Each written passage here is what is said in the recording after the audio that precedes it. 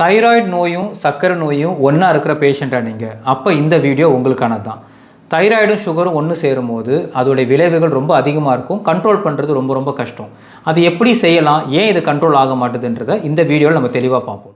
தைராய்டும் சுகரும் ரெண்டுமே ஹார்மோன் சம்மந்தமான நோய்கள்.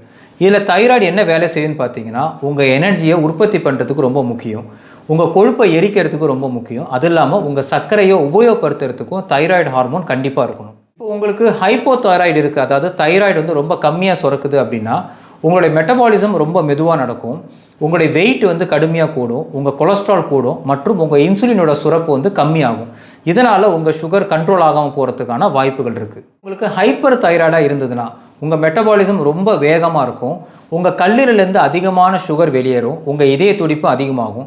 இதனால் சுகர் வந்து வேகமான ஸ்பைக்கில் போகிறதுக்கான வாய்ப்பு இருக்குது. காரணங்களால் பொதுவாக சுகர் பேஷண்ட்ஸுக்கு தனியாக வர பிரச்சனையோட தைராய்டு நோடும் சேர்ந்து வருது அப்படின்னா நம்மளுக்கு நரம்பு சம்பந்தமான பிரச்சனைகள் அதிகரிக்கும், இருதய சம்பந்தமான பிரச்சனைகள் பல மடங்கு அதிகரிக்கும், நம்மளுக்கு ப்ரெஷர் சம்பந்தமான நோய்களும் நம்ம சீக்கிரமாக சோர்ந்து போகிறதுக்கான வாய்ப்புகளும் அதிகமாகும். அதனால் ஒரு டாக்டராக என்னுடைய அட்வைஸ் என்னென்னா, உங்களோட தைராய்டு நோயும் சுகர் மாதிரி ரெகுலராக செக்அப் பண்ணுங்கள், மாத்திரைகளை கரெக்டாக எடுத்துங்க. தைராய்டு மாத்திரை எப்படி எடுக்கணும்னு நம்ம இன்னொரு வீடியோவில் சொல்லியிருப்போம், அதை கொஞ்சம் ஃபாலோ பண்ணிக்கோங்க. உங்கள் டாக்டருடைய அட்வைஸை கரெக்டாக ஃபாலோ பண்ணுங்கள். ஏன்னா தைராய்டும் சுகரும் சேரும்போது நம்மளுடைய பாதிப்புகள் அளவு அதிகமாக இருக்கிறதால நம்ம சுகரை கண்ட்ரோல் பண்ணுற மாதிரியே தைராய்டும் கண்ட்ரோல் பண்ணால் மட்டும்தான் ரெண்டு நோயுமே கண்ட்ரோல் ஆகும்.